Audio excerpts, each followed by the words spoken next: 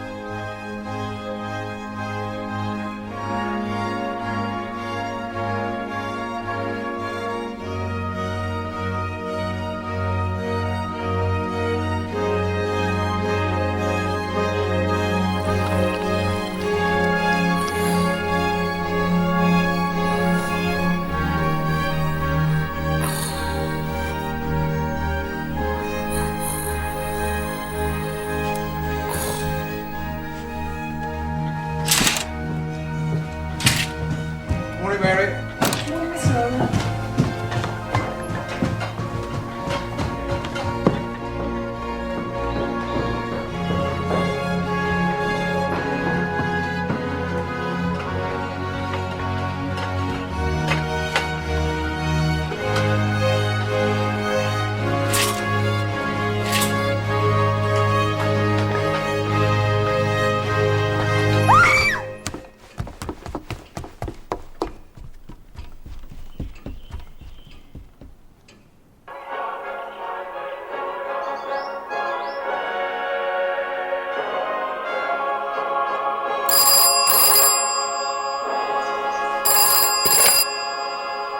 St. Mary Mead 235.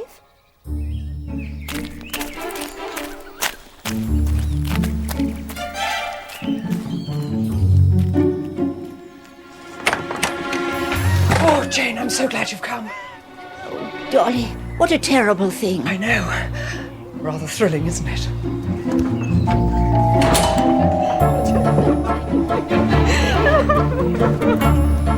Good morning, Colonel. I'm Miss Marple. Finish your breakfast, Arthur.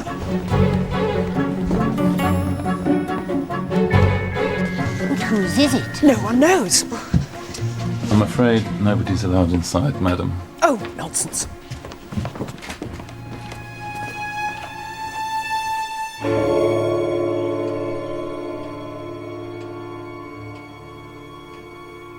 Strangled, apparently.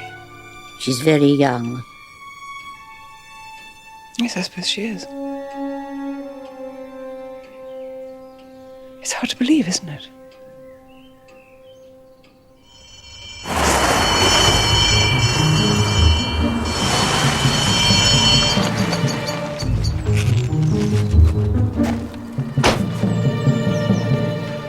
Thank God you're here. Thought I'd better come along myself. Dreadful business. No idea who she is? Never set eyes on her in my life. Butlers? Servants? As mystified as I am. Oh, Terence. Dolly, terribly sorry. Yes, simply dreadful, isn't it? Miss Marple. Good morning, Colonel. Old Marple's quick off the blocks.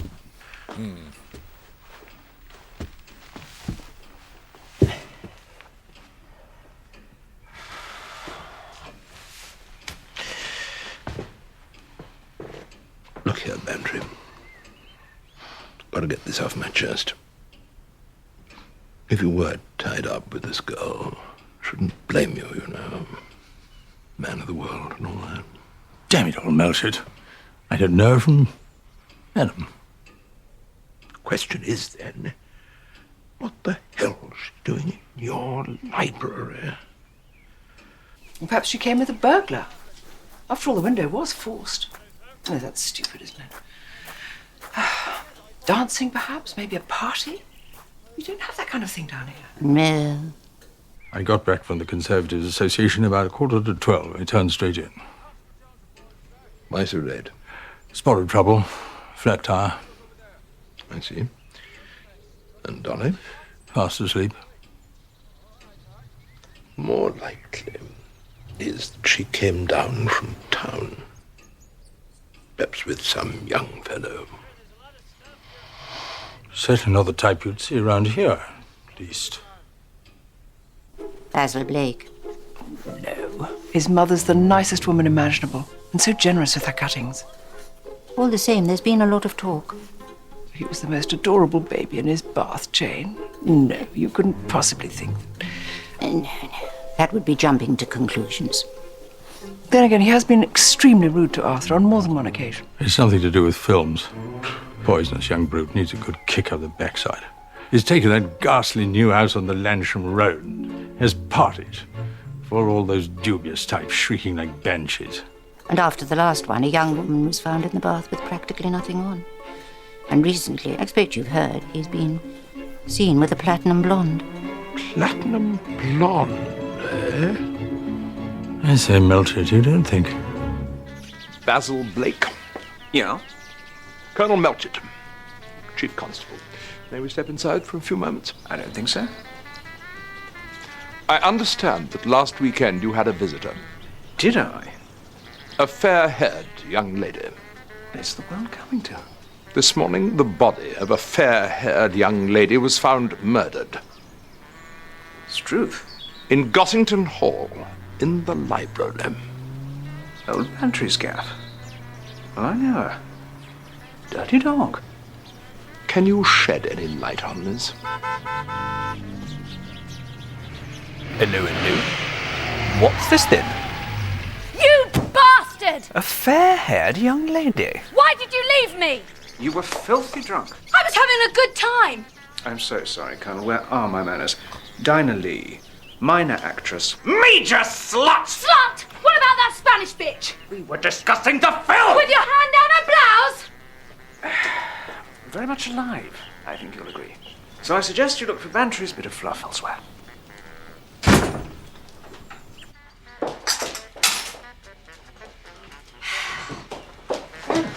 Good morning. This is Miss Marple. And you must be... Dinah Lee. Miss Lee, yes. I was just about to leave. I'm collecting for the new organ, and your friend was kind enough to offer me coffee. Colonel Melchett's bark, you know, is much worse than his bite. A result, I suspect, of having all those men under him. Did you, design the house yourself? Well, I did the... Minimalist, I think is the word. Yeah. Most enlightening. Yeah. Thank you so much. May I? Oh, thank you.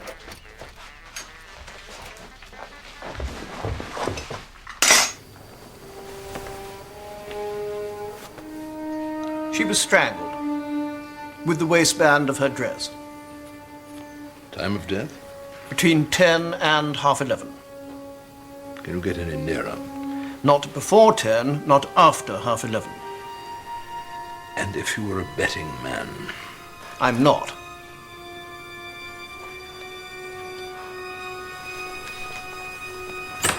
This is Mrs. Bernard, 65, reported missing a week ago. Pamela Reeves, 16, missing from her home since last night. She'd been to a Girl Guide rally. Description? Dark brown hair, pigtails, 5'5". Then there's a Mrs. Saunders, dark hair, blue eyes. Oh, mind you, everyone knows that, well, except for her husband, that she ran off with a salesman from Leeds. Melchett. Oh, Colonel Melchett. Superintendent Harper here. Harper. What can I do for you? No, it's what I can do for you, Colonel. Got a little something you might be interested in. Young lady, reported missing. Yeah? Miss Ruby Keane. the dance hostess or something at the Majestic Hotel. Didn't come on to do her turn last night. Description? 5'4", platinum blonde hair, believed to be wearing a black and white diamante dress and silver sandals. Seems her cousin works at the hotel. I'll bring her over to identify the body, shall I?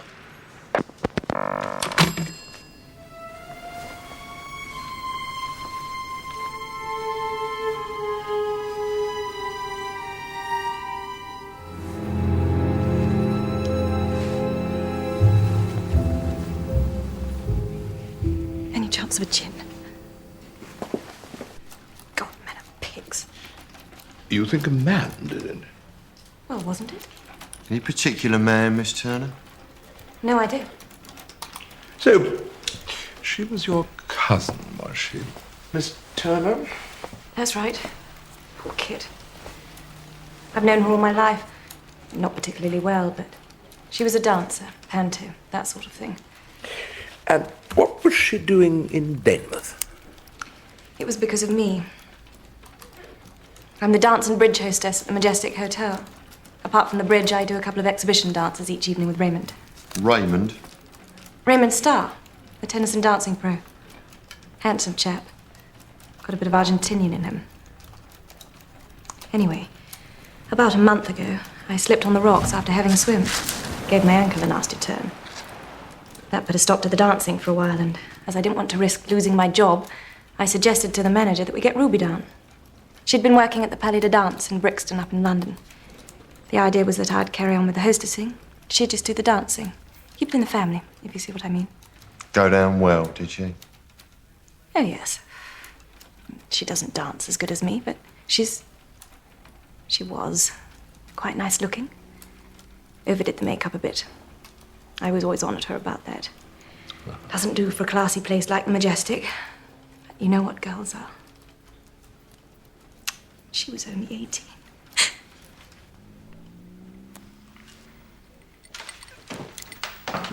You're all right, Miss Turner.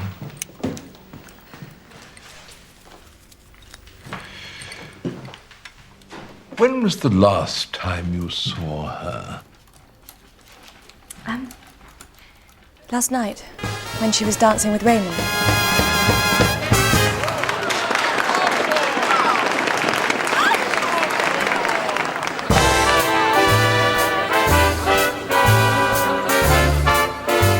She'd finished her 10:30 quick-step exhibition with Raymond, and then I noticed her dancing with George Bartlett, one of the young men staying in the hotel. No bid. One no trump.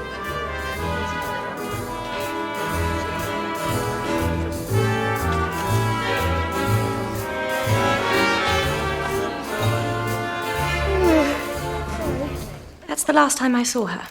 Then, just after midnight, Raymond came over to talk to me. Excuse me. Where the hell is she? Who? Ruby was supposed to be on by now. Well, I'm sure there's a perfectly innocent explanation. Would you excuse me for a moment? I was vexed, I can tell you. It's just the sort of thing to get the management's back up. Ruby? Ruby? We went up to her room, but she wasn't there. I noticed she'd changed, and usually she kept the same dress on. Unless they were doing a special number. Special number? A rumba or a Charleston or something. Anyway, I had no idea where she'd got to, so I said I'd do it with him.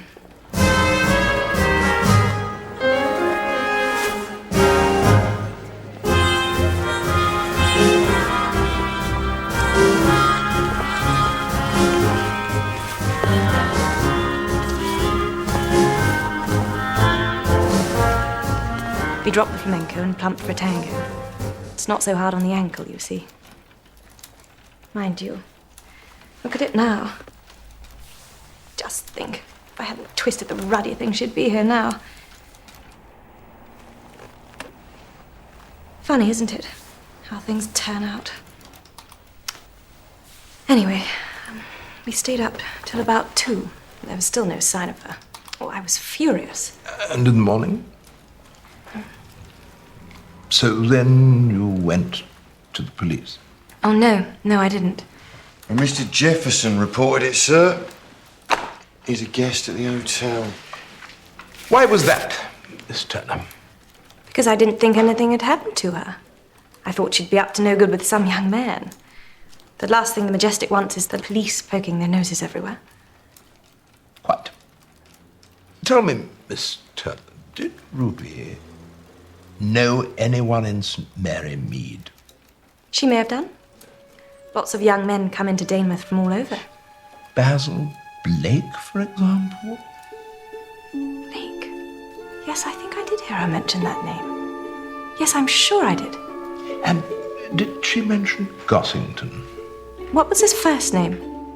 No, it's not a person, it's a house. Gossington Hall. No, I never heard her mention that. The thing is, you see, that's where the body was found. Well, there's a turn-up.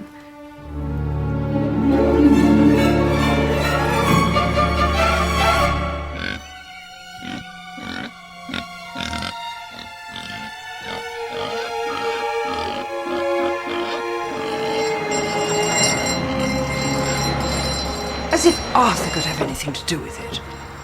And don't look at me like that. He's just not that sort of man. No, dear, of course not. No, really, he isn't. He's sometimes a little silly about pretty girls, but why not? After all, I've got the garden.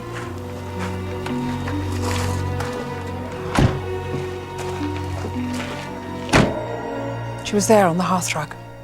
I can't understand it. I really can't. Neither can we. It's just not the sort of place. That's what makes it so very interesting. There we go. It brings to mind little Tommy Timpson and Miss Martin, our new schoolmistress. She opened a drawer and a frog jumped out. Is she all right? Oh, yes, she's absolutely marvellous. Oh, Arthur. Oh, darling, you're back. How are the pigs? Yeah. You find some soothing in a crisis, don't you, darling? Bantry, old man, I'd like to introduce you to the cousin of the deceased, Miss Josephine Turner. Colonel Bantry. How do you do? Pleased to meet you, Colonel. Sorry about your... Yes, we're very sorry. You poor girl, it must have been frightfully worrying for you when she disappeared. To be honest, I was more angry than worried. I never dreamt anything had actually happened to her. Then why did you report it to the police? Oh, but I didn't. Mr. Jefferson did. Jefferson? Yes. One of the guests at the hotel. He's an invalid. Gets easily upset. Conway Jefferson? That's right. But he's an old friend of ours. Did you hear that, Arthur? Yes, old Jeff. He was staying at the Majestic. It was he who reported it to the police. Isn't that a coincidence? We don't see him very often, but we do like him, don't we, Arthur? Yes, we like old Jeff. Well, he stayed before. Fancy, and we never knew. How is he nowadays? Oh, he's wonderful. Really quite wonderful, considering. Always cheerful, ready with a joke. The family with him? Yes, they're all there. Well, the ones who are... Oh, yes, of course. Very nice, aren't they? Yes, they are. They're very nice. They are. Really. And what did she mean by that? They are really. Don't you think there was something? Oh, I do. It was quite unmistakable. Her manner changed at once when the Jeffersons were mentioned. And another thing, when she said she was angered by the girl's disappearance, she really looked it. And one has to ask oneself why. Do you know, I think a few days at the seaside might do us both the world of good.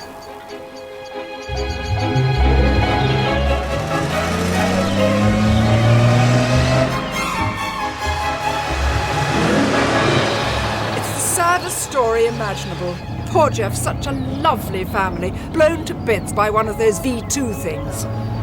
Lost the lot of them, and his legs. Oh, my goodness. I can't tell you how wonderful he's been. Such courage, he never complains. Adelaide, his daughter-in-law, lives with him. It's her son Peter from her first marriage. And most of the time, his son-in-law Mark is there too. I suppose when you've suffered so much together that the ties that bind are hard to break. The whole thing was the most awful tragedy. Now there's another. Yes, but nothing to do with the Jeffersons. Isn't it? After all, it was Mr. Jefferson who went to the police. You know, Jane, that is curious.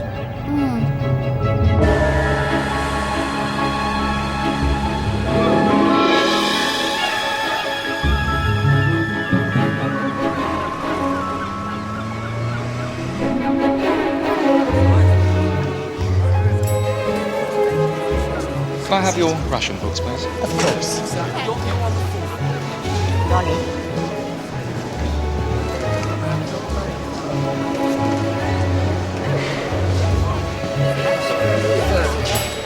This way, ladies. Oh, isn't it divine? It's very nice, yes. Hot water! Heaven! Freesia! Ooh! But don't you think it's a little extravagant? Oh, you sound just like Arthur, always banging on about tightening our belts. We deserve a little bit of pampering, surely. After all, life's been so unutterably gloomy. Oh, bliss!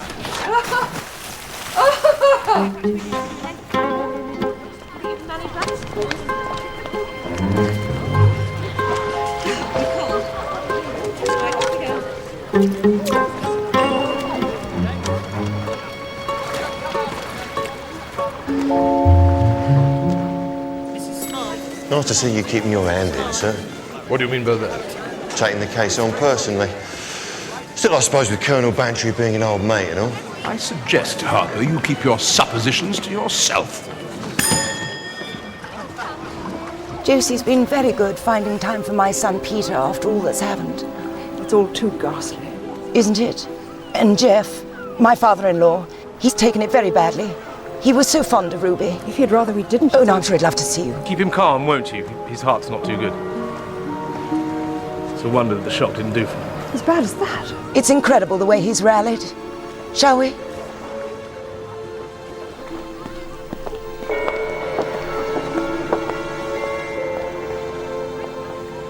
Did you know her well, Mrs. Jefferson? It's difficult to say.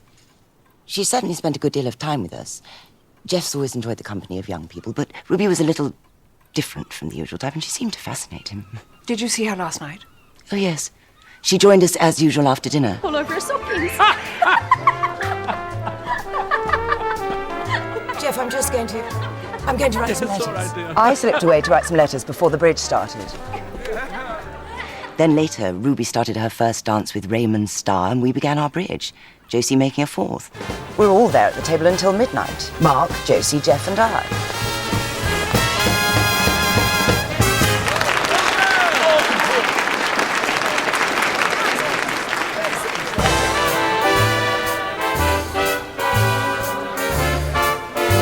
One no trump. No bid. No bid. The last I saw of her was when she went off to dance with some young man or other. Then around midnight, Raymond came over to us, very angry, wanting to know where Ruby was. She was due to do her second dance with him, you see, and Josie tried to make light of it. They went up to Ruby's room, but as there was still no sign of her, Josie ended up having to dance. Rather plucky of her, considering her sprained ankle. Jeff was in a terrible state when there was no sign of her this morning and insisted on calling the police. I hope you don't mind my asking, Mrs. Jefferson, but have you any idea who could have done such a thing? None whatsoever. Ruby never said anything, did she, about jealousy? Some man she was afraid of, perhaps, or intimate with? I'm afraid she didn't, Miss Marple. Mr. Jefferson's ready for you, ma'am. Thank you. Shall we? Ruby was a little on the cheap side, perhaps, for a hotel of this class, but a nice manner, and she danced well. Many young men sniffing around? This isn't a kennel, Superintendent. Answer the questions, sir. There was some interest from one or two of the boys, but nothing in the strangling line, I assure you. She got on better with the older gents. There was something of the child about her which they seemed to like. Mr. Jefferson, for instance. Yes, he was the one I had in mind. Mr. Jefferson is very fond of young people. I think that he found her amusing. Why was it him who reported her missing? Because he was the only one who assumed that anything was wrong. Even Miss Turner thought he was overreacting, but he'd have none of it. He was in such a state, and insisted the police be told at once. Miss Turner was very annoyed, but what could she say? The Jeffersons, you see, are amongst our best customers. Nothing is ever stinted when they're staying with us. Such a happy family, weren't we, Dolly? Yes, you were. You know, I still reach out for Margaret in the night. And other times I think I hear her voice. And little Rosamond. And Frank. He was a fighter pilot, along with his two great friends, Mark, my son-in-law, and a chap called Mike Carmody. Mike was Adelaide's first husband, the father of young Peter. Mike was shot down early on. And later, Adelaide married my son, Frank. Now, the year before the war ended, Frank and Mark were home on leave. It was the autumn the V2s were targeted on London. He was celebrating Frank's birthday. That night, a rocket hit close by. Fate plays cruel tricks, don't you think? Adelaide and Mark have been very good to me. But recently, I've realized they have their own lives to lead. Problem is, I'm lonely. And having young people around, well, it lifts the spirits. And that's why during this past month I became friendly with Ruby. She was a complete original, so charming, naive, different from anyone I'd known. She never complained, worked hard, sweet child. Marvellous I felt up there in front of all those people. The lights all on with that lovely sparkly frock. You know, the one with the pink and the spangles. I got more and more fond of her, and in the end I decided to adopt her. What did Mark and Adelaide have to say about that? Well, there wasn't much they could say. I'm sure they didn't like it, but they behaved well enough. It's not as though they were dependent on me. You see, when my children married, I turned over a great deal of money to them, so Mark and Adelaide were well provided for when tragedy struck. So do you mean, Mr. Jefferson, that as well as adopting her, you also intended to make full provision? That's right, yes. Had you already done so? Well, the necessary formalities for legal adoption hadn't been completed, no, but I had changed my will. I see. About 10 days ago. £50,000 to be held in trust for Ruby Keene until she was 25. 50,000? Hmm. But you hardly knew her. It's my money, and I can do what I like with it. So if she hadn't come along... Well, then it would have gone to Mark and Adelaide. And if anything happened to you now? Nothing is going to happen to me, Miss Marple. I may be a cripple, but I'm as strong as an ox. But if it did? Then the money would revert to them. Little Ruby. Dear God. She was found some miles away, you know. Yes, we know. Do you? Well, didn't the police tell you? Tell me what? But, Jeff, my dear, that's why we're here. The thing is, you see, Ruby Keene was found at Gossington Hall.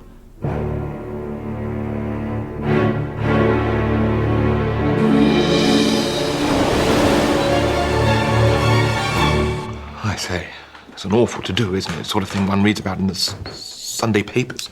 No, well, did you, Mr. Bartlett? Oh, no, not well at all, no. I mean, hardly at all. Seems you were the last person to see her alive. Gosh, was I? Sounds awful, doesn't it? She was absolutely perfectly all right when I saw her. What time was that? Well, I never really know about time. It wasn't very late, I don't think. Dance with her, did you? Yes.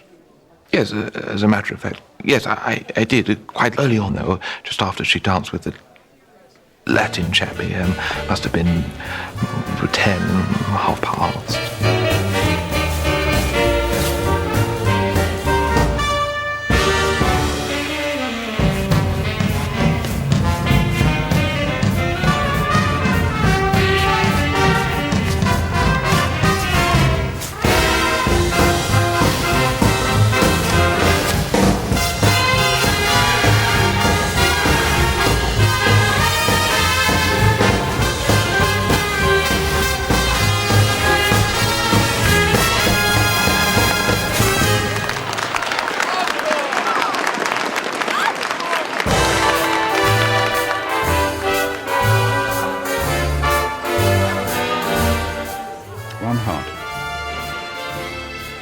I be? Well, we danced. Not that I'm much of a dancer. How you dance, Mr. Bartlett, is irrelevant. Yes, that's right. Of course it is. Well, we danced round and round, and I talked quite a lot and yawned quite a lot. As I say, I'm not much of a dancer. Sorry, I know, not relevant, and girls tend to give it a miss, if you know what I mean. And she said she had a headache, and I know where to get off, so I said, righty-ho. And that was that. She never mentioned meeting anyone? No, she just seemed bored to death, couldn't stop yawning? Right, and gave me the old, heave-ho. What happened then, Mr. Bartlett?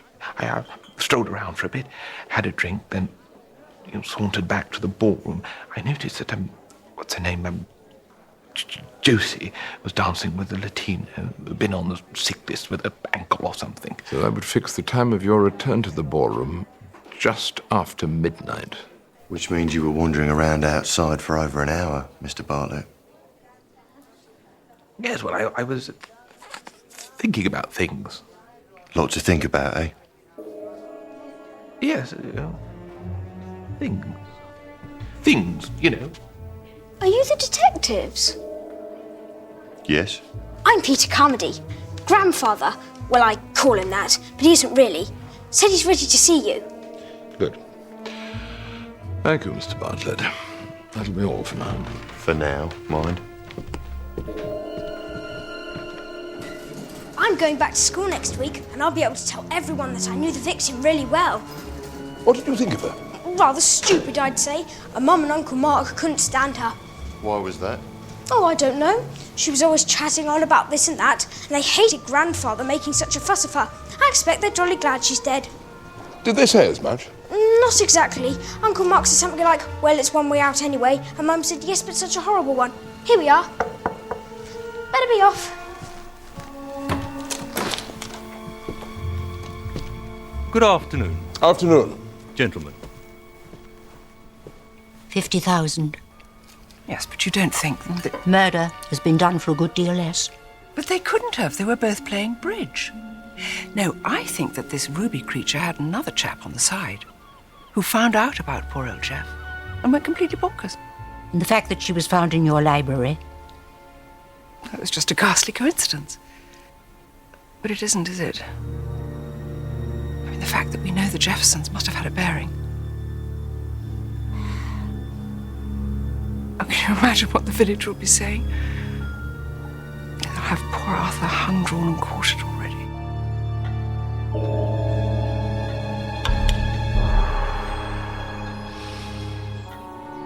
Well, of course they'll be talking, we all do, but you must stay calm. He sounded very strange on the phone just now. Oh, Jane. I can't help wondering.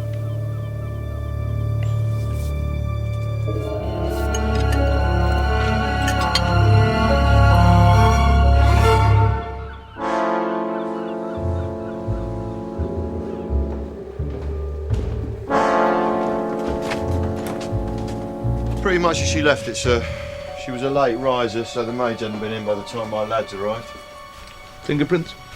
Nothing we couldn't account for. Now, the legs were bare when the body was found. She only wore stockings for dancing, sir. Used makeup the rest of the time to save money. So she came back here to change, and then she went out again. Question is, where?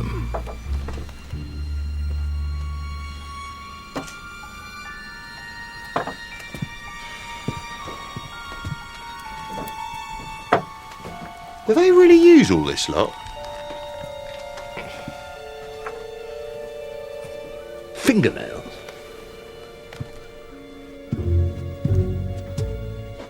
Fingernails. Perhaps we'd have a word with that dancer, chappie. What's his name? Starr, sir. Raymond Starr. No, she might have let something slip while they were prancing about. Oh, yes, just the chaps. I was wanting a word, probably not important, but thought I ought to let you know. Fact is, can't find my car. Oh, you think it's been stolen? Well, that's just it. I mean, one doesn't know. I mean, somebody could have buzzed off in it for a bit of a lark. When did you last see it? Well, I was trying to remember, but it's darn difficult remembering things, isn't it? I think I left it in the courtyard. You think you did? Well, I thought I did, but but I didn't exactly go out and have a look, if you get my drift. What's the make? A Minoan 14. Let's just get this quite clear. When was the last time you actually saw the car? Probably before lunch yesterday. And as far as you can remember, the car was in the courtyard. I've got a jolly good idea it probably was. I'll get one of my boys to take down the particulars. Where are you going to be? Oh, around. Just thought I ought to let you know.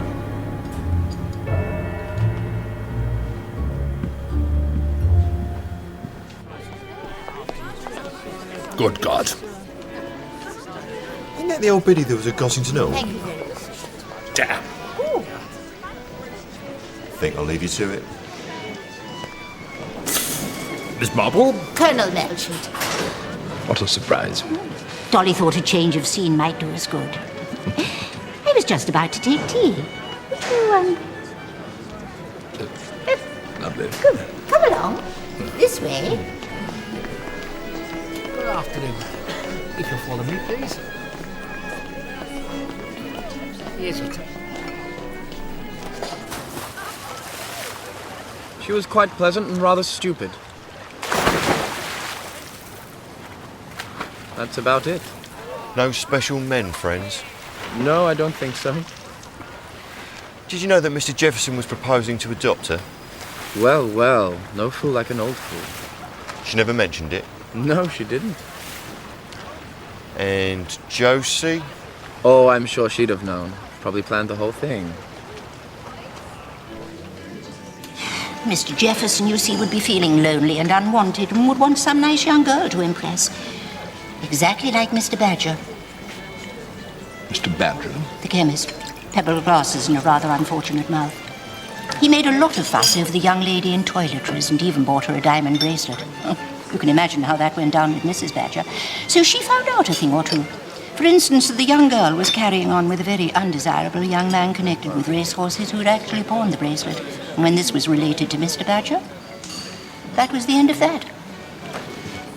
So you're saying that if Ruby had a young man, then Jefferson might have changed his mind?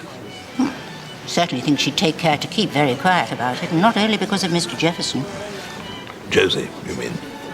Oh, yes. Weren't you struck this morning by how very angry she seemed? Yes. No doubt. She was looking forward to doing very well out of it. Raymond? He's not very Argentinian, is it? My real name's Ramon, but I changed it. Why? Because there's so much prejudice in this country, don't you think? Could you tell me exactly what happened last night, Mr. Starr? Ciao, Bella. Sorry, Superintendent. Last night. At 10:30, Ruby and I did our first exhibition dance, and then at midnight, for our second number, there was no sign of her, so I went and asked Josie. Where the hell is she? 3 spades. Who? Ruby. We should be on by now. Well, I'm sure there's a perfectly innocent explanation. Would you excuse me for a moment? Damn little fool. Who's she with? Haven't a clue. The last time I saw her was after our first number, dancing with that chap who stutters. She wouldn't go off with him. I bet she's with that film bloke. Film bloke? Yes, I don't know his name. Long-haired theatrical type. He's dined once or twice at the hotel and danced with Ruby, but I don't think she really knew him, which is why I was surprised when Josie mentioned him. Ruby? Ruby?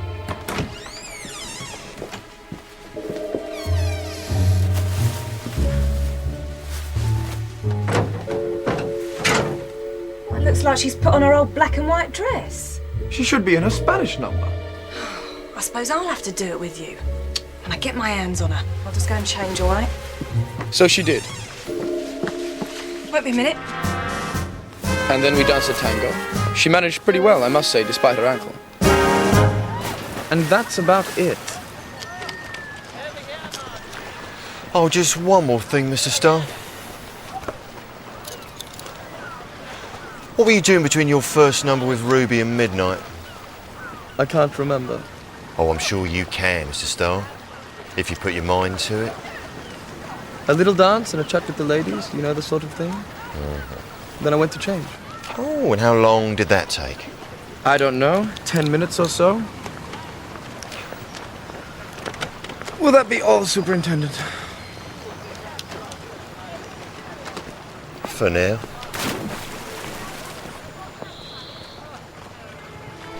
It's Arthur I feel sorry for. Shut himself away, poor man, in the hope that no one will notice him.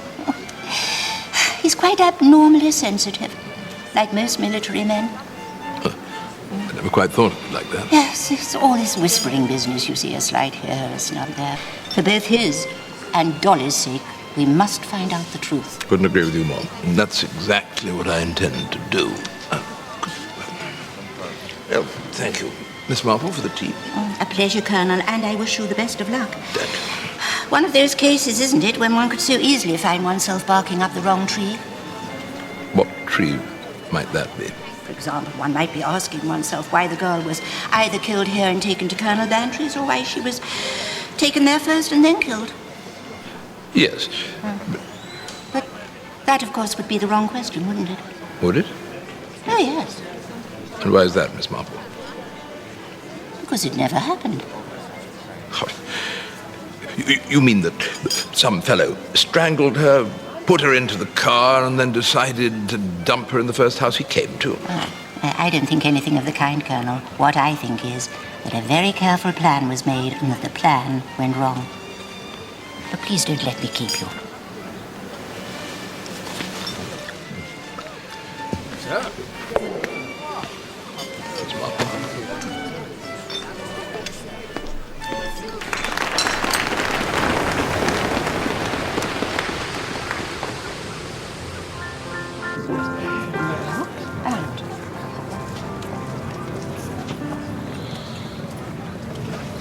Straight down, anyway. Tell me, what was this Ruby Keene girl really like? Common or garden girl digger? Well, couldn't you have done something about it? Mark thinks I should have seen what was coming. Left the old boy alone too much. Tennis lessons with Raymond Starr. Jeff's always been so level-headed. Gentlemen, I find, are not always as level-headed as one might think. Isn't she marvellous? Believe it or not, Jane has a mind that has plumbed the depths of human iniquity. Shall we go in? God knows what he saw in her, little trollop. You mustn't say such things. What's it matter? I mean, let's face it, Addie, if anyone had any interest in seeing her dead... Mark, you really mustn't. 50 grand. Oh, what I couldn't do with that. I'd have made the most dreadful fuss. Oh, it's difficult, isn't it, when you're not actually his flesh and blood? If only it had been some other kind of girl. Or Peter? Well, yes. Jeff's always seemed so fond of him. It was Josie's fault. She brought her here. I thought you liked Josie. I do. It's you that finds her a pill. Surely you don't think that it was deliberate? Well, I'm not saying she actually planned it, but I'm pretty sure she knew which way the wind was blowing and kept very quiet about it. Was she pretty? I thought you'd seen her. Oh, yes, we did, but she'd been strangled, you see, so one couldn't tell. No, she wasn't pretty. Nice eyes. She had a kind of spurious resemblance to my wife. Yeah, perhaps that's what attracted Jeff. It's a terrible business, isn't it? Hit him very hard. The awful thing is that Addie and I can't help but feel rather relieved. Excuse me, madam. Sir, Mr. Jefferson would like to see you. Right here. See you later. Ladies.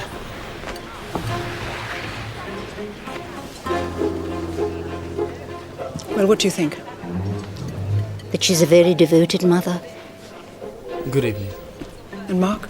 Oh, Mr. Gaskell's a most attractive man. So many of those pilots were. But a little unwise, perhaps, to talk as much as he does. And there's another very attractive man. Adelaide tells me he's done wonders for her lob. Peter? Oh, hello, Mrs. Bantry. Well, shouldn't you be in bed? Well, sort of, but Josie said she might be able to get me a treat from the kitchen. A treat, ooh. You are a lucky boy. I am, rather. How do you do, Miss Turner? Enjoying the last of summer, are you? Well, actually, we're here to do a bit of sleuthing. Oh, I see. I expect everyone will be at it once it's in the papers. The hotel manager asked me not to talk about it. Questions are bound to be asked, and I won't know what to say. And I really don't see why it should all be blamed on me, anyway. Is anyone blaming you, Miss Turner? Well, Mrs. Jefferson and Mr. Gaskell, perhaps. But it wasn't my fault, was it? I mean, these things happen. But when it had happened? We're all entitled to a bit of luck once in a while. It gets you down, you know. The cheap digs. Dancing with strangers. Spiteful lot, I reckon. Be nice to get out. Go somewhere new. It's time we made something for ourselves.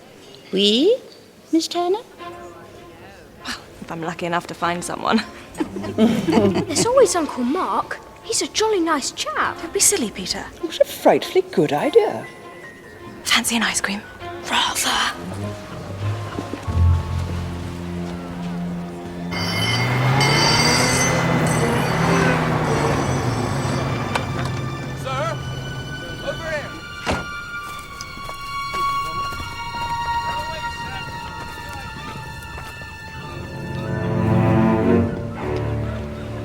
Just found this, sir. The girl guide.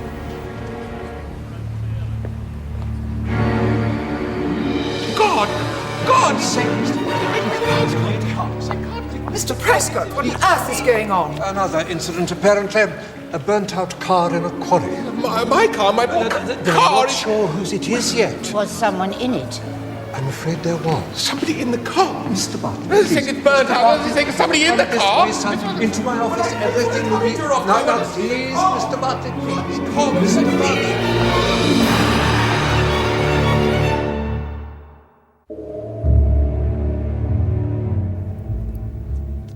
I expect that'll be the girl guide.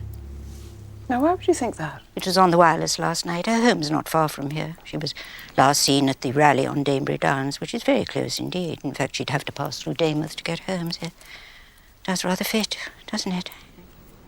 She might have seen or perhaps heard something she wasn't meant to, and if so, Oh, the second murder? Huh? If you've committed one, why not another? Or even a third?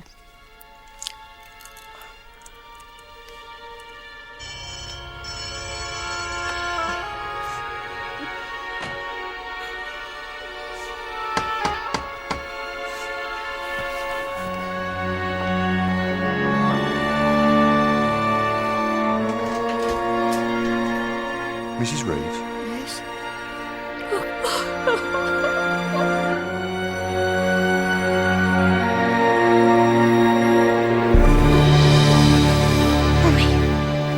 Mummy!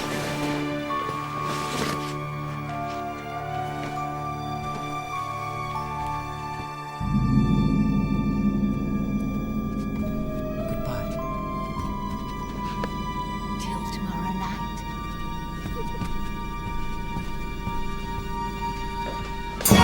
Peter, what are you doing? I thought I'd lost you. Oh, no, my darling, no. I needed some air. I've got one of my heads.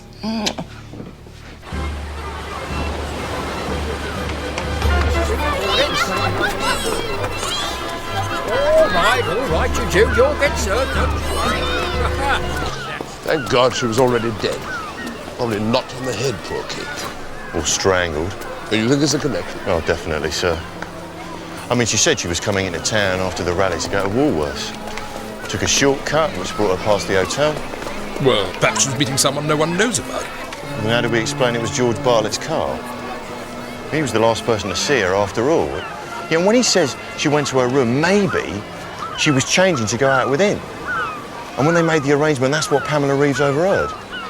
And his motive for killing Ruby? I haven't got that far yet. Either he's very smart and pretending to be stupid, or else... No, he's stupid, isn't he? London contacts? Oh, all negative. No special friend, nothing.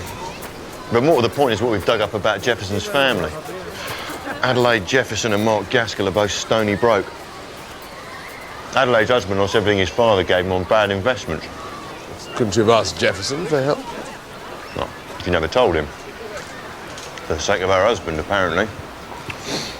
And then there's Gaskell. He was a gambler, plain and simple. Got through his wife's money in record time, and now he's up to his eyes in debt. 25,000 quid.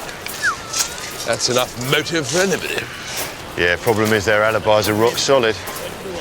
They were playing bridge from 20 to 11 till after midnight, and everyone can testify to that. That's assuming that Ruby Keene was killed before midnight. Huh? I've told you already. She was killed between 10 and 11:30. Yes, I know, but couldn't one stretch it a bit? Don't try tampering with the medical evidence, Milchett. I say, hey, look, I wouldn't quite put it like that.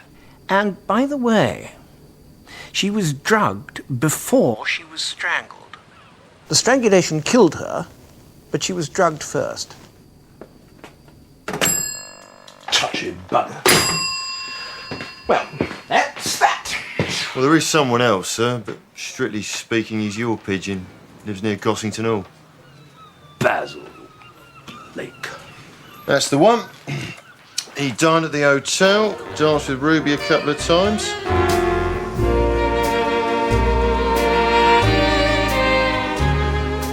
And according to Raymond's star, Josie mentioned that film bloke.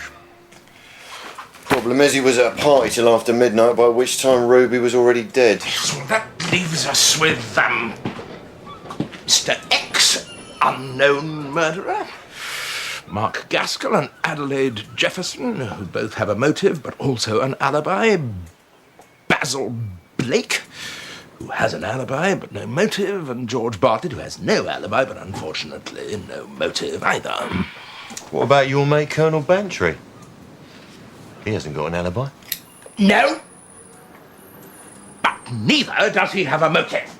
And that's the lot. Except for Raymond's star. There's something about that bloke. I know what you mean. Too much swing in the hips. Yeah, he's pretty vague about what he was up to just before midnight. But I reckon it'd be hard to make a case against him. Hard to make a case against anyone.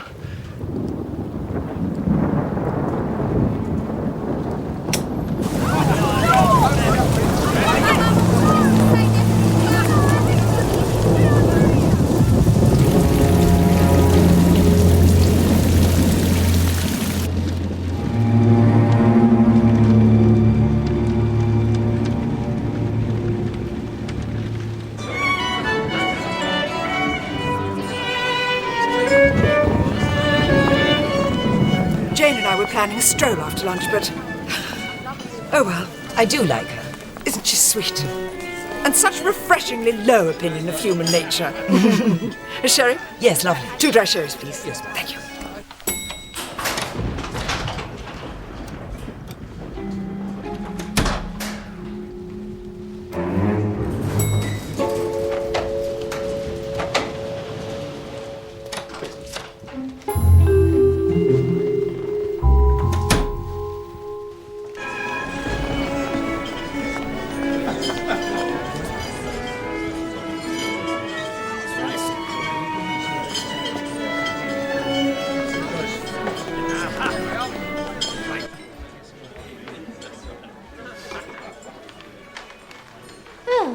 Good afternoon, Mr. Gaskell. Miss Marple, I wouldn't have thought you'd be starting so early. What can I get you? A lemonade, orange squash? That's very kind of you, thank you. A ginger wine, perhaps. Gone quite chilly, hasn't it? Ginger wine, please. With just a splash of scotch. Would you prefer... Oh, thank you. This looks, rather fun. It's those police chappies, the way they look at me. Number 1 suspect, I reckon. Still, I suppose it's my own fault. Flat broke, you know. Risk everything, that's my motto. As you did so bravely during the war. I wasn't the only one. No. Poor old Mike. He was Addie's first husband. He was shot down without ever seeing his son. Imagine that. Never seeing your own kid. And Frank, safe at home, or well, so he thinks. And then, out of the blue. And Rosamond. She was a smashing girl. I loved her to death. Did you? Oh, yes. More than I ever showed. Poor thing. I won't let that happen again. The woman I love, she'll know, all right? It's so important, isn't it, to tell those dear to us how we feel? The opportunity can too easily be gone forever. There's someone I'd like to tell, but she never gives me the chance. Josephine Turner, perhaps. How did you know that? Just a shot in the dark. She's a handsome woman, very bright. An expert in romance as well, are you? I didn't think you were the type. Don't judge a book by its cover, Mr. Gaskell. I assure you I never do. Look at me. One of the heroes. One of the nation's saviours. Can't even get a date with a dance hostess. It's a joke, isn't it? I don't think it's a joke. You know, he's never said as much, but I reckon Jeff has always resented me for being the fellow who pulled through. He's been very good to you. He's been generous to a fault. Because, in his eyes, I'll always be Rosamond's husband, as Addie will always be Frank's wife. Suddenly, this summer, something happened to me. I didn't want to think of Frank anymore. I know exactly what you mean. I sometimes feel exactly the same about Arthur. And he's still alive. No, don't get me wrong. I mean, he's the sweetest old stick, but men do rather think the world revolves around them. It can get so exhausting pretending they're right. The two men in my life I've hardly had the chance to know. You poor thing. Life can be bitterly cruel. You deserve a fresh start, you do really. I thought so too. So when Ruby came along, I was rather glad. It left me free to do what I wanted. I never dreamed, of course, that Jeff would become so infatuated. And when you found out? I was furious. There was Peter, you see. His whole future depends on Jeff. I thought he looked on him as a grandson. And to think he was going to be disinherited for Ruby Keene. I'll bet you anything that she went to meet a man that night. And Jeff wouldn't like that. Oh, no. Not one bit. When he loses it. A few days ago, for example. She was looking for something in her bag.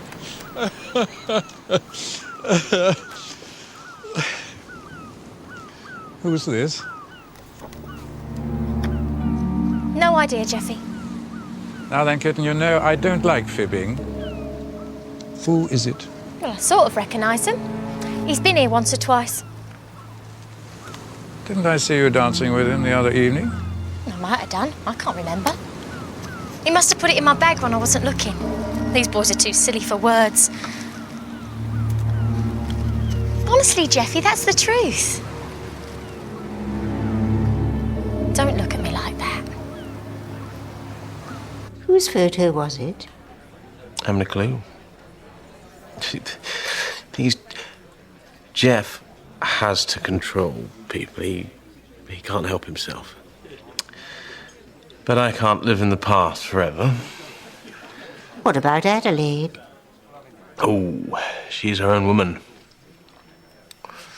Make no mistake. You've got your eye on someone, haven't you? No? Of course I haven't. Yes, you have, and I know exactly who it is. Raymond Starr. Isn't he lovely? And such reassuring thighs. It's not Raymond. Oh? Promise not to breathe a word. Only I haven't even told him yet. I do. Mark. He's the kindest man. And he was such a good friend to Mike and Frank. He's always watched out for me, and just lately, I've begun to realize how very special he is. Who knows? Maybe third time lucky. Oh, Addie, I do hope so. And may I say, what very good taste. He has the most disarming twinkle. You'll have to tell him. After all, he may be feeling exactly the same. Yes, I will, but not quite yet. So I beg you, please, not a word. My lips are sealed. Lucky for us that someone strangled the poor kid. Not so lucky for her, perhaps. Because now if old Jeff dies, according to schedule, Addie and I can divide the dibs and all will be well.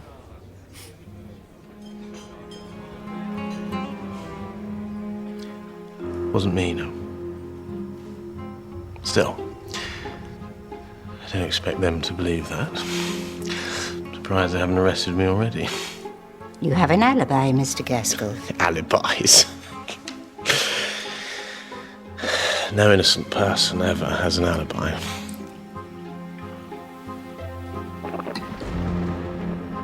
I'm pretty scared, actually.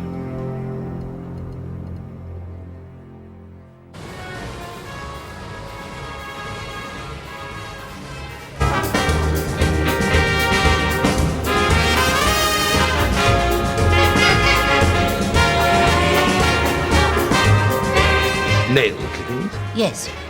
Did you happen to find any in Ruby King's room? Well, as it happens, we did. Oh, I see. And that's that. Why do you want to know about nail clippings? It was one of the things that seemed wrong when I looked at the body, the hands. There was something about them, and I couldn't think what. Then I realized that a girl who wore so much makeup would normally have very long nails, so I presumed that Ruby had bitten hers. But if you found nail clippings, then maybe Ruby broke one, cut the rest to match. You said one of the things. Was there something else? Oh, yes, the dress. That was quite wrong. Was it? Well, you see, it was an old dress. And if Ruby had changed in order to meet a boyfriend, which I believe is the current theory, why would she change into an old dress? She'd wear her best dress.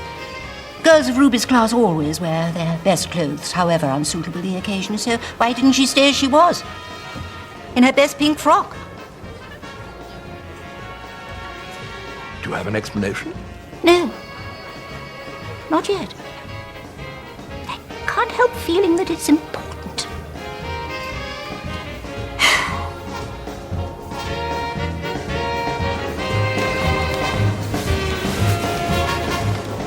She does move well, that girl. Even with her ankle. She moves well enough. She's too hard-nosed for my taste. She has to earn a living, Colonel.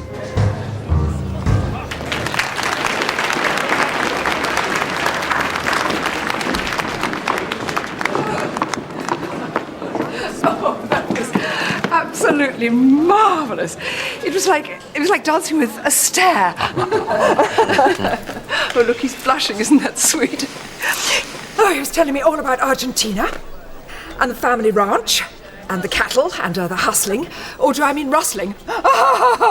Anyway, apparently he's marvellous on a horse.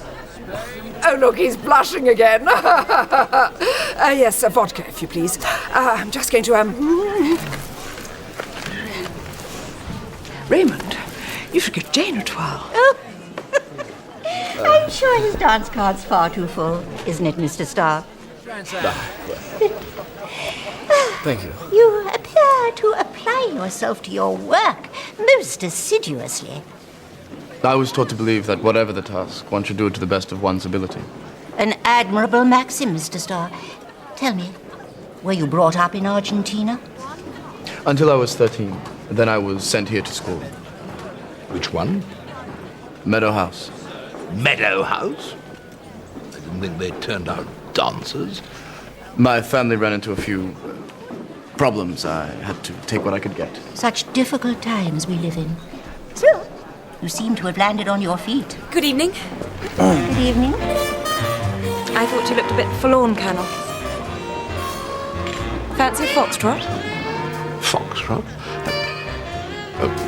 Should you be resting the old ankle? No, it's loosening up wonderfully. Right then. See you all later.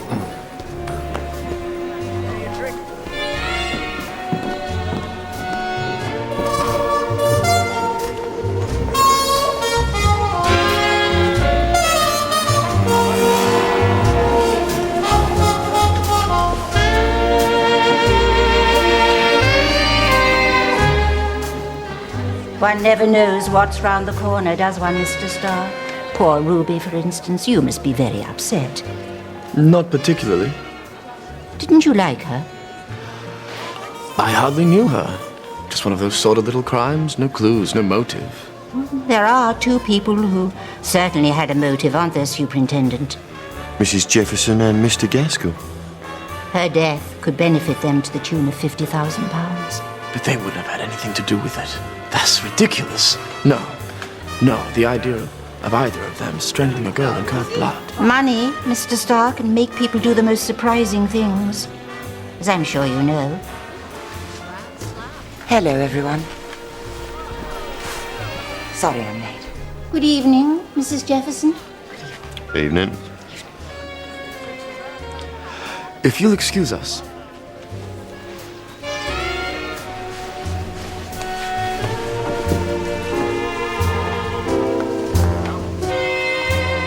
Thick as thieves. Only as far as Mrs. Jefferson will allow. I'm sure he was up to something that night. I'm sure he's up to something every night. But not murder. Not him. Well, what then?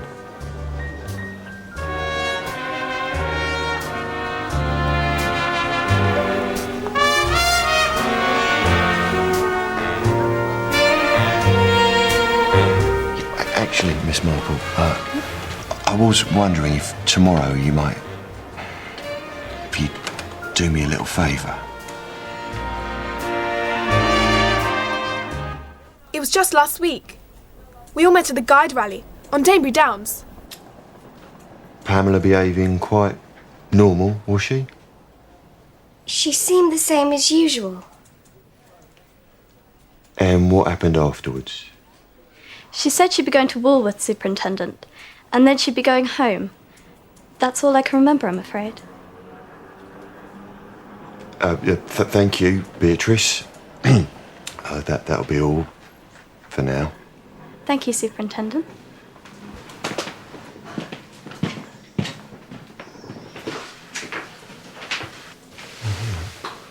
I would like to speak to Florence. You understand, Florence, that it is of the utmost importance that we know everything that poor Pamela did on the day of her death. To keep back any information is a very serious offence.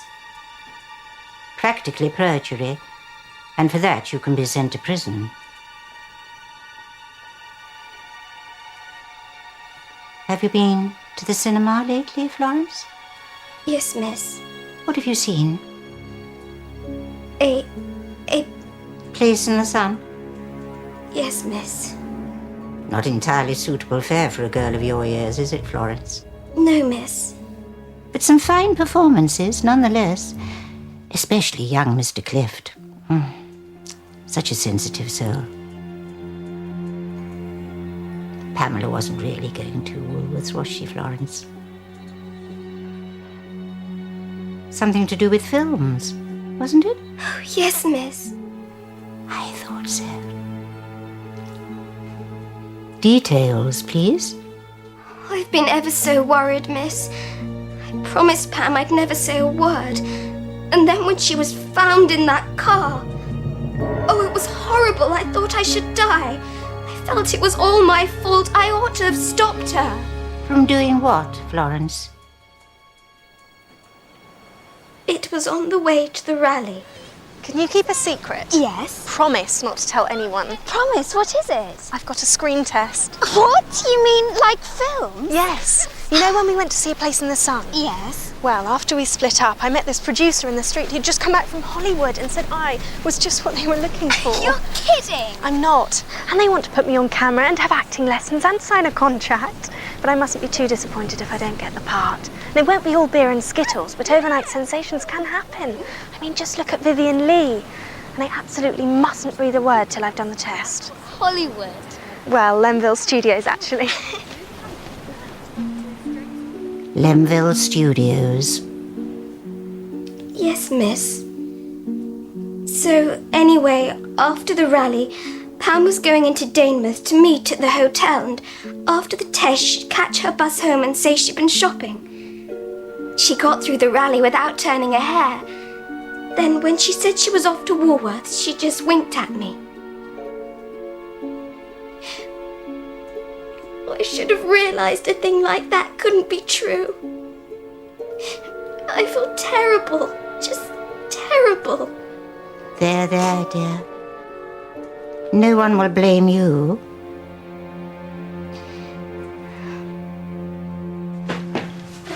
Any luck?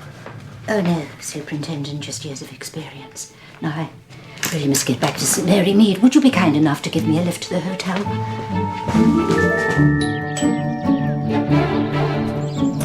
Good day. May I have a minute? Thank you so much.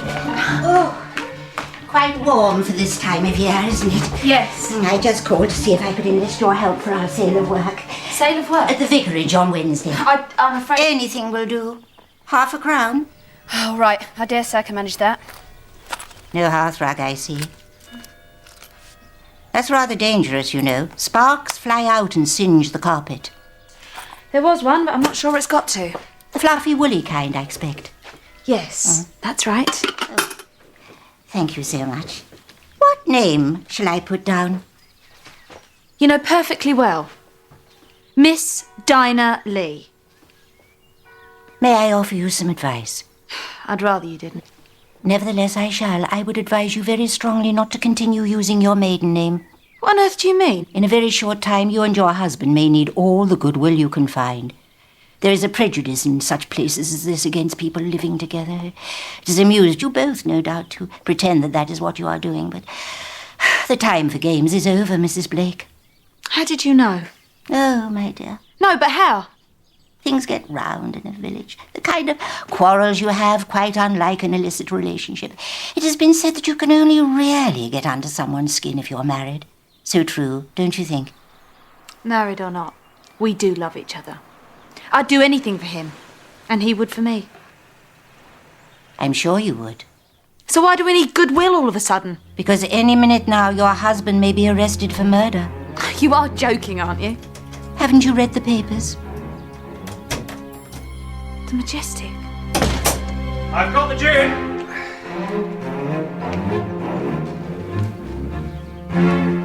She says you're going to be arrested for the murder at the Majestic.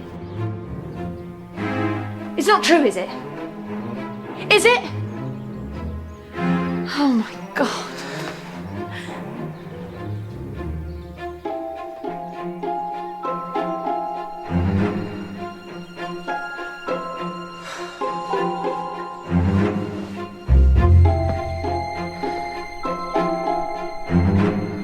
What did you do with the hearthrug, Mr. Blake? Dustbin. That was very stupid of you. People simply don't put good hearthrugs in dustbins. It had spangles on it from her dress, I suppose. What are you talking about? Tell me. Well, I mean, ask her. She seems to know all about it. I can tell you what I think happened. Do correct me, Mr. Blake, if I go wrong.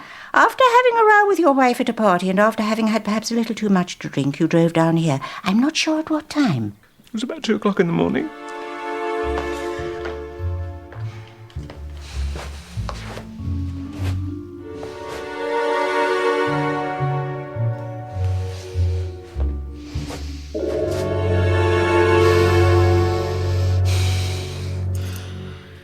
You saw a body on the hearthrug, a girl in a white evening dress, strangled. I don't know if you recognized her. I couldn't look again after the first glance. I mean, her face was terribly blue and so swollen.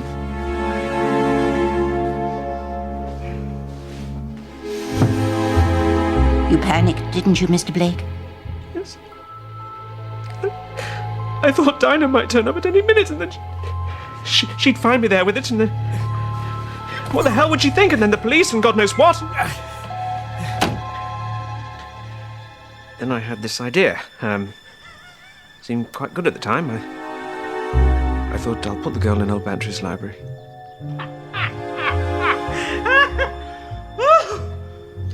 I mean, he's always despised me, always looked down his nose at me. Artistic type. It's like the whole damn village.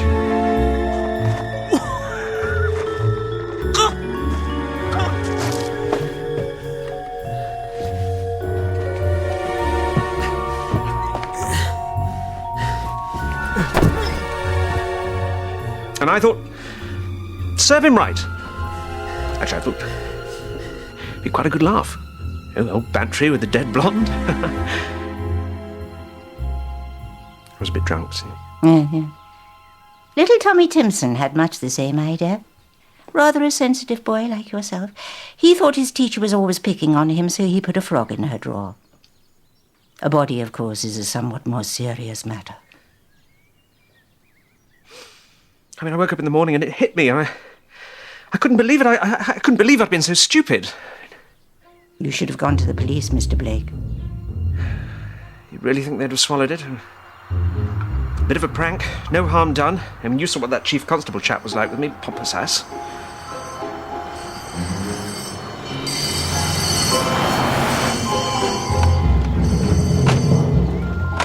Basil! I'm for it, aren't I? Get on to the solicitor, then go and see Mum. Tell her about us. Don't worry, sweetheart. I didn't do it. It'll be fine. Open up,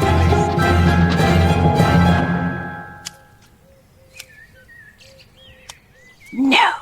His poor mother. But he didn't do it. He put her in the library, but he didn't kill her. He was rather under the influence of alcohol, you see, and thought he'd try and implicate Arthur. As a sort of joke. Well, I'm not bloody laughing. I mean, look at him. It's absolutely destroying him. Isn't there anything we can do? So you're not satisfied with the case against Basil Blake? No, Colonel, I'm afraid I'm not. So we better let him go then. I am fully aware that this is not what one might call orthodox. Any other cases you're not satisfied with? Now, Terence, don't be so silly. Remember your heart. What, you mean you know who did it? Of course I do. That's why I'm here. You must hear her out, if only for poor Arthur's sake. He's in absolute shreds about the whole horrid business. Very well. Thank you, Colonel. The truth is, you see, that most people believe what's told them, whereas I never do. Of course, it's all very confusing that the body was found in Colonel Bantry's library, but that's because it wasn't meant to be there. I'm quite convinced that the plan had been to plant the body on Basil Blake, a much more likely person, and the fact that he put it in the library delayed things considerably. Poor Arthur. Yes, indeed. It was a source of great annoyance to the real murderer. Basil Blake, you see, would have been the first person to be suspected. You would have found out that he knew Ruby Keene, but was involved with another girl, and would consequently have assumed that Ruby came to blackmail him, or some such thing, and that he'd strangled her in a fit of rage. But that, of course, all went wrong. And interest became focused much too soon on the Jeffersons. It's the money angle that I find of particular interest, and two people stand to benefit. Not likely murderers at all, but one can never tell, can one? A mind like a sink, you know. There's Mrs. Jefferson, passionately devoted to her son, but restless and tired of the life she's been leading. And then there's Mark Gaskell, so brave and fearless during the war, but now it seems a disillusioned soul. It was most annoying, I must confess, to find that both these people had alibis, but the discovery of Pamela Reeves's body suddenly rendered them worthless. I knew there had to be a connection. All for love and not a little money. So stupid of me not to realize, but it's those fingernails, you see. Just can't get away from them. Fingernails? The nail clippings you discovered in Ruby's wastebasket don't convince me at all, I'm afraid. I'm quite certain that the nails of the dead girl weren't cut, but bitten. And that can only mean one thing. That the body in the library wasn't Ruby Keene at all.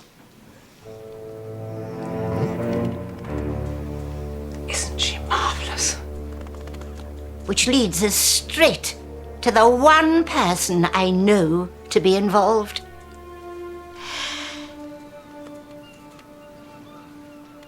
Josephine Turner.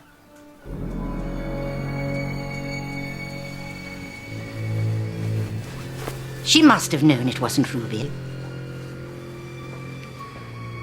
and was completely perplexed as to why the body was where it was, because she knew where it ought to have been. I can't understand it. I really can't. Neither can we. In Basil Blake's house, it was Josie who drew attention to him. Blake. Yes, I think I did hear her mention that name. Yes, I'm sure I did. And Josie, I'm sure, who slipped the snapshot of Basil Blake into Ruby's handbag.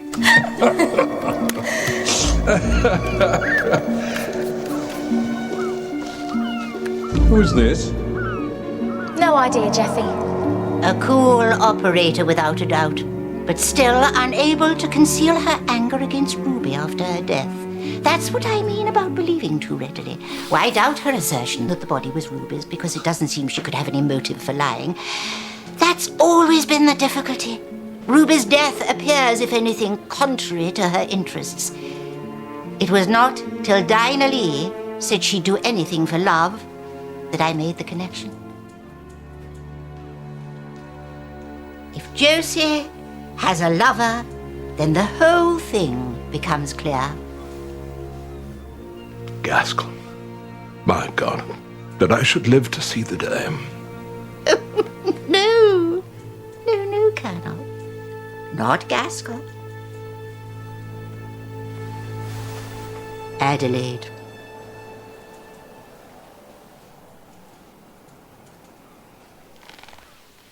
I always suspected it had a woman's touch. Bloody hell. But... Terence, do try to keep calm. Well, one doesn't come across such things. Maybe not a lot in Much Benham, but there is a world beyond, you know. A clever plan. Complicated yet simple. First of all, the selection of the poor child, Pamela, whose death would provide them with their alibi. Excuse me. She fitted the bill perfectly. She was not dissimilar to Ruby Keene, and what's more, something of a film fan. So when Mrs. Jefferson approached her regarding a screen test, she found it irresistible. But the girl said she was approached by a film producer. Inconceivable though it might seem, Colonel, one or two women are managing to make their mark on the industry. Quite a film buff, you know. So a date was arranged, and Pamela duly appeared at the hotel, where Mrs. Jefferson introduced her to her makeup expert. Take off all your clothes and you can put on this dressing gown. We're going to do her hair. It's going to be fantastic. After that. Poor child. Makes me quite sick to think of it.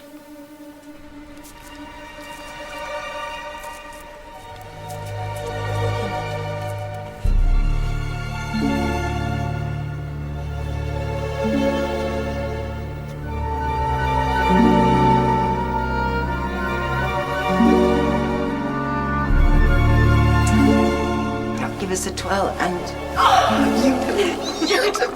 After having turned Pamela into an approximation of Ruby, Josie Turner drugged her. There. Oh, just wait until we get you over there. Have a little drink to celebrate. Lovely. Get it done. I imagine they then hid her in one of the empty rooms. After dinner, Mrs. Jefferson said she went to write letters. I'm going to go upstairs.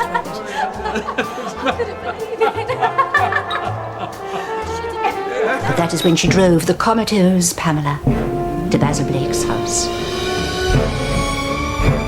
and placed her on the hearthrug.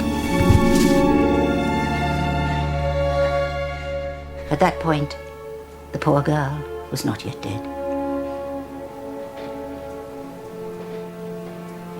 Mrs. Jefferson saw to that.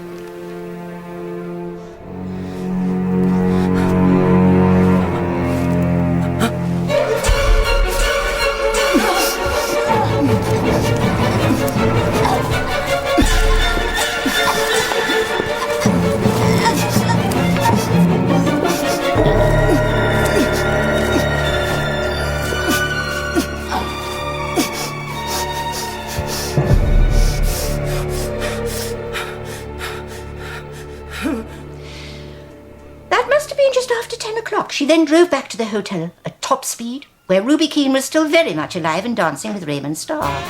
They had provided themselves with the perfect alibi. I'm sorry I'm late. I had to write some letters. Sorry.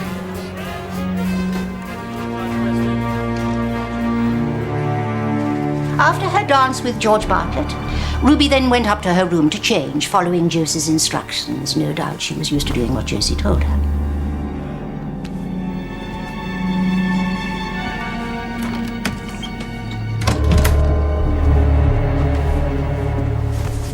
And waited in Josie's room. She, too, had been drugged, probably in her after-dinner coffee. George Bartlett, if you recall, mentioned her yawning when he danced with her. Josie then went up to her room with Mr. Starr on the pretense of looking for her. I bet she's with that film bloke. It looks like she's put on her old black and white dress. She should be in a Spanish number. I suppose I'll have to do it with you. I won't be a minute. Apart from Ruby, nobody but Josie went into Josie's room. And that's probably when she finished the girl off.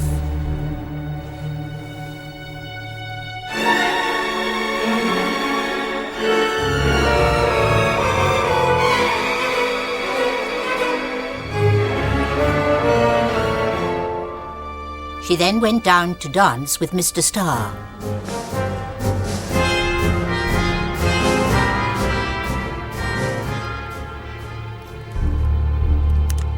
In the early hours of the morning, she dressed Ruby in Pamela's clothes. She was very thorough, even down to the fingernails, and drove the body in Mr. Bartlett's car to the quarry, where she set it alight.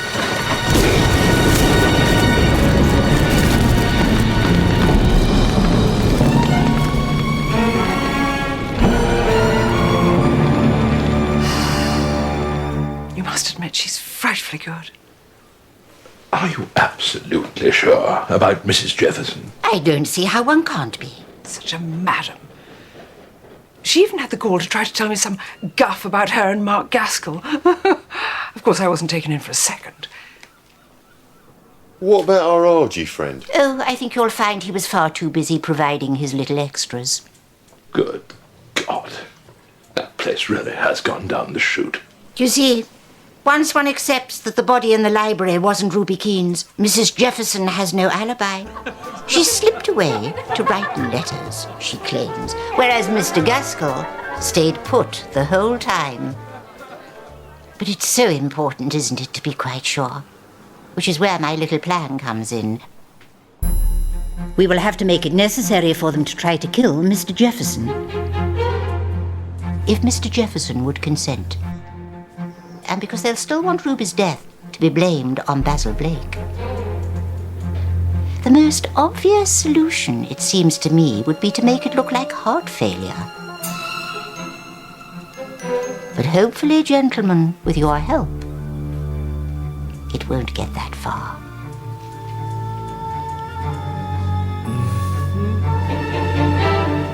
They took it very well. What did you say? That I wanted the 50,000 I'd left to Ruby to go to a hostel for young dancing girls in London, and that I proposed visiting a solicitor tomorrow. I am surprised they swallowed it.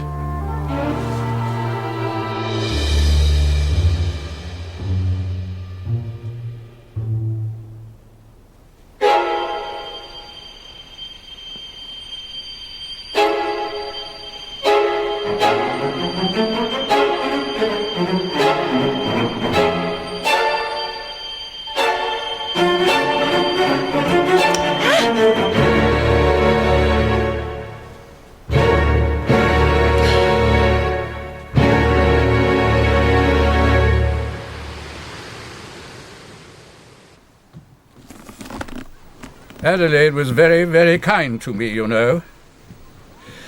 Helped me through the darkest times. And Frank, he loved her so much.